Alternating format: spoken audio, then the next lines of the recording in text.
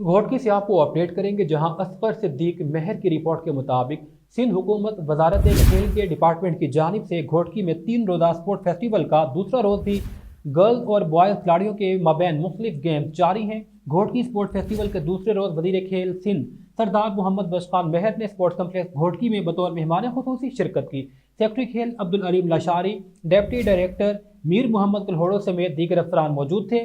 Sport festival में सूबाई वज़ीर खेल सिंध ने देही खवातीन के दरमियान होने वाले मुख्तलिफ मुकाबला जात देखे। इस मौका पर वज़ीर खेल सिंध सरदार मोहम्मद बख्श महर ने कहा, हुकूमत सिंध देही इलाका जात में खवातीन और बॉयज़ खिलाड़ियों को खेलों की सहूलियात फराहमी और फंडिंग में मदद करेगी।